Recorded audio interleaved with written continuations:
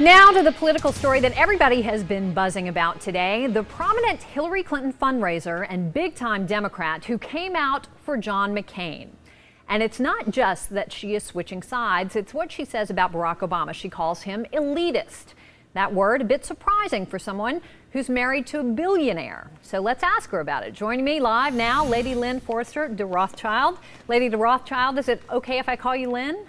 Please call me Lynn, Campbell. I absolutely will. So you've got to understand how ridiculous this seems to a lot of people. You're a Rothschild. You're married to a billionaire. You were a millionaire before you married him. You're a jet setter. You live between New York and London. And yet you're calling Barack Obama an elitist. Are you not a member of the elite? Let me tell you what informs my support of John McCain. I grew up in a middle-class town in New Jersey. My father worked 2 jobs to put 4 children through college, law school, and medical school. We were taught that we were blessed by God to live in the greatest country in the world. And if we worked hard, we could have anything. And the truth is, I have it. I don't have to be doing what I'm doing supporting John McCain, but I am doing it because I really believe it's John McCain and Sarah Palin who will keep this country the way that I was taught this country. Okay, but they are the great Americans. But I think so please, you know, the class war that Barack Obama would like to declare in this country to divide people is so wrong. Okay, well, stop there. Just stop there for a second. Let me ask you a question, but you didn't answer my question. I assume, I get that you came up through a middle-class background, but I was accurate in describing your lifestyle. Was I not? You described my lifestyle, okay, and I wrote a piece. Let me ask you specifically to tell me then, what has Barack Obama said that has caused you to come to this conclusion that he is so elitist and out of touch? Okay, I wrote this piece in the Wall Street Journal last week, if you want to look at it. What I said is that the Democratic Party has a very bad history with the likes of Adlai Stevenson and people who think they are grander than the rest of us. Barack Obama, so what with his makes you speech think? What's he said that makes you think this guy thinks he's grander than the rest of us? Specifically, you know be what? specific. Okay, a lot of it is you know it when you see it. This is a person who went to Berlin to speak to 200,000 people.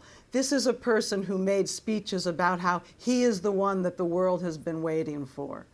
He came into this campaign talking about audacity. Where I come from, audacity is not a good thing. It's modesty and simplicity and being in politics to help people, not to advance yourself. That's why I admire John McCain. What I said in my piece... Let me ask you about the issues here, because if you look at the major issues in this election, the war in Iraq and the economy, and what everybody in all the polls says are the most important issues in this race, Hillary Clinton, the candidate you supported and you worked hard for, she could not be any more different than John McCain on these issues, but her positions are nearly identical to Barack Obama.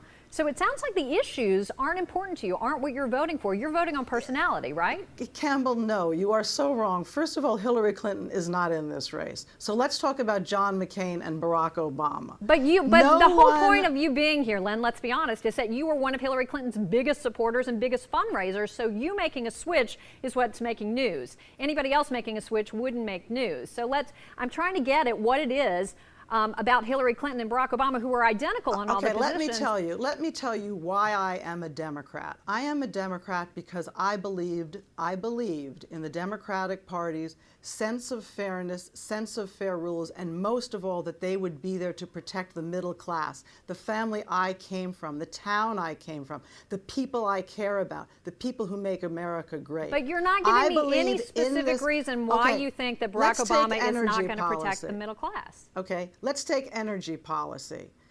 George Bush put forward an energy bill that gave billions of dollars to big oil. Who voted for that? Barack Obama voted for it with President Bush. John McCain voted against it because he said he will not put government subsidies into big corporate hands, okay? Let's look at earmarks. Let's look at the way Barack Obama went to the Senate and earmarked over $830 million to special interests, including the bridge to nowhere, including $1 million to the employer of his wife, okay?